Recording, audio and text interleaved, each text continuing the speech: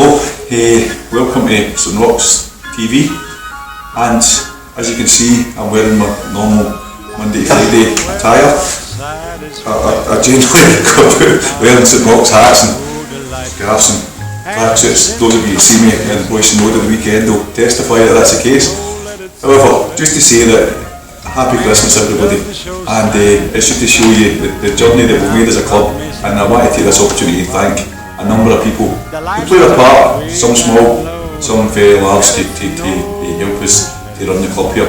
You've probably worked out that the guy who's holding the video just now, Scott McCorry, who's also the marketing director and executive officer for merchandising, dressed me appropriately for the Christmas message. So just to let you know that there is new stock of hats and scarves available at James McCrory Park, and will be on sale for the forthcoming friendly versus St Anthony's on the 30th of December. So Merry Christmas everybody first and foremost. I hope you and your families have a brilliant time, and it's been a great year here, and I want to personally, on behalf of the club, thank everybody for the contribution they've made during 2016. A funny thing happened last night. There's a wee radio show called Nugent for Now, and it's broadcast. It's a guy, Robert's mad. He'll admit to being mad. He's a mad Arthur fan and a mad guy. Scotty and I both went over to his radio show in the summer to talk about St Roch. So we know what they set up. It's a great station, but it's primarily for junior football people. I don't think Jerry McCulloch and the rest of his mates at Radio Clyde need to worry about the ratings on a Thursday night at 7 o'clock. But junior people listen to the show, and last night he had an awards show, and he decided that the club of the year was St Roch's Football Club. Now that might not mean a lot to a lot of people, but for me personally, and for everybody I've spoke to today, it means an awful lot, because it's okay, me at the moment bumming the club up, and it's okay for our fans to bum the club up, but when it comes to other people, it means a lot to be recognised. The number of junior clubs, and to be fair, the number of brilliant, the great work that happens to the whole of the junior family, for Robert to identify us as the club of the year means a lot. So thanks very much, Robert, and as on behalf of St Roch's, we accept that accolade on behalf of everybody, and the term club of the year means a lot as well, because what that means is the club, who are the club? It's the sponsors and the contributors, it's the committee, it's the management team, it's the players, and obviously it's the fans who are the lifeblood of St Roch's Football Club. In 2020 we'll begin into our 100th anniversary, so next year we'll begin into the 97th year at the club, and hopefully we can keep progressing the way we have in 2016. In fact, I could say there's a marked progression since January 2015. At that point we were sitting second bottom of the second division, and if you'd have forecast that we'd get promoted to the second division at that point of the season, maybe people would have thought you were as mad as Robert for Nugent for Now.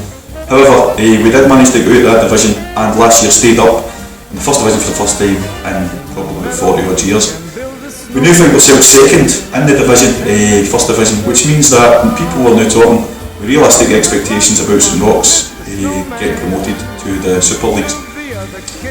Expectation brings responsibility, and with responsibility, I suppose, always as well as that brings scrutiny. We'll talk about that later on, but I just want to talk about, after that award last night, it got me thinking about what this club actually means. So for me, off the park, first and foremost, in 2016 we've continued to do brilliant work, which obviously has been recognised, but the academy ran in the summer again, and there was about 142 kids benefited through the Free Football Academy. 4 nights a week on a Saturday morning with qualified coaches, just letting the weeds kick a ball.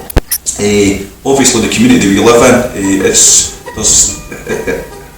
a great place, with great character and great people, but it's certainly an area of deprivation, and to be able to offer football to kids to play without any cost is a great incentive for getting them on the football pitch. Once they were on the football pitch, they were able to meet new friends, and more importantly to mingle with different cultures, different societies, and it was a real big success for us. So that worked again. The homework club in here at James McCrory Park runs every Tuesday night, and it's teaming with young people. I already mentioned that we live in a community that's a deprived area. However, if I say to you there's 30 young people coming in on Tuesday night to work with Michael and the rest of the peak guys at Celtic Foundation and Glasgow Uni, 30 young people are coming in doing maths and physics higher homework here at James McCrory Park. what the feedback we got last year was those kids who came along, their grades were really good. So hopefully we can make a small contribution at the club to make sure that these kids have got the best grounding for the future going forward. So again, well done to the guys at the foundation. Another success last year was the Christmas dinners that we had, the festive dinners. We're having two this year, as you probably noticed. The room in here has been done up for the dinners. On Tuesday coming, we've got a dinner for pensioners, and we've asked some local people within the community who over the years, they with their families have made a contribution towards the overall community, and they'll come in here on Tuesday. And on Wednesday we work with the Wayside Club, and they've identified some people who have struggled with either homelessness or particular issues, and they'll come in here on Wednesday for the festive dinner. So Off the Park in 2016 continues to be a success. The club are involved with loads of other charitable organisations that it would be silly to mention any in case I miss any out, but we're certainly hoping to continue that going into 2017, and our doors are open to any other group who think that we can help them. So Off the Park, the club has been a great success. On the Park, I think we continue to grow. In 2016 we played 26 league games. Of those 26 league games we lost 5, we drew 4 and we won 17. 26 games is what we play in the division over the course of the season, and those 26 games were played in 2016 with got us 55 points. That's promotion form in the last 5 years within the division. So what we've done is we've raised the bar, we've raised the expectations, but the players are willing to take that challenge on board and improve again going into 2017. So Off the Park, the club's doing well. On the Park, the club continues to grow, and we'll take that challenge on board going forward. So there's a lot of people left, players have come in and gone. I won't list them all, but they've all continued. Hopefully the teams continue to progress, but a couple of people I probably should mention, particularly Paul Ronan, Mark McDonald, John Connor and Robert Duff, who the four of them contributed as part of the squad, but also done a number of things after the park that people probably didn't see. So hopefully on and off the park we're doing okay.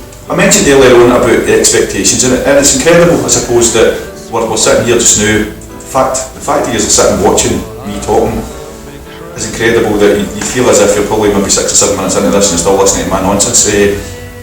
That's testimony that you're interested in what's happening in St Roch, and I already mentioned that the expectations have risen. So we have expectations, that thing of responsibility for us as a club and a team, and again that thing of scrutiny. We have had a couple of wee minor incidents over the season so far, and I'm glad to say that as a response to that we launched the Fans Forum. I think we're the first junior team to introduce this concept, and at the last meeting of the Fans Forum there was about 25 fans here for all different ages, and the reason for the Fans Forum is to improve the matchday experience for everybody around the club, but also to ensure that there's an understanding of the expectations that when we're here at home at James Macrory Park, but also when we're travelling away, that everybody who goes to represent St Roch is representing the club. So we'll continue to take the Fans Forum forward, and the next meeting is on the 7th of January. We've invited a couple of people from the West Committee to come along to share with us their expertise, and also to show the fans that we're working with these guys to make sure that the experience for our fans is as good as it possibly can be. Put that in context, at home games we're now getting over 300 people at some games, and at most away games now there's 100 people who are all representing the club, but we need to ensure that we continue to do that in the right manner. Finally for me, this week leading up to Christmas, as I said, hopefully it's a peaceful and wonderful time for everybody.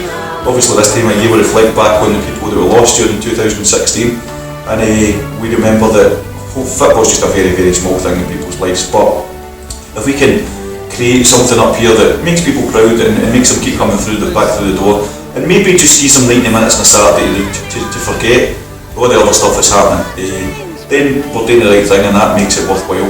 Okay, I've probably took enough of your time now, so finally, just this week at the club, on Tuesday the 27th will be the day that we have the festive dinner for the pensioners. On Wednesday, 28th, we will have the festive dinner for people affected by homelessness. That night on the 28th, 10 of the players, including myself, who made a cameo appearance on the night, along with one of St Roch's other long-lost sons, young Darryl Naismith, we'll be going along to the Celtic Park to be presented at half-time in Celtic in Ross County. game with the Charity Shield. So hopefully if you're going to be at the game that night, hopefully see you. On the Friday of next week, that's the 30th, we'll be playing against St Anthony's here at St Roch. I'm absolutely sweating with this game on. And just to let you know, the merchandising officers asked me to point out that the scarves are very warm, and you can buy them here at St Anthony's game at £7. They also asked to let me know that the new stock of hats are in, there's this colour, there's also a black version now. You can get these for £10, and if you come along in the day on the St Anthony's Day. Done a bit for the merchandise, done a bit for putting the merchandise score. Listen, that's the plug-in. I hope you have a wonderful break. Hopefully see you all on the 30th, and for myself, for the management team, from the committee, sponsors, for the players, to the fans, Merry Christmas.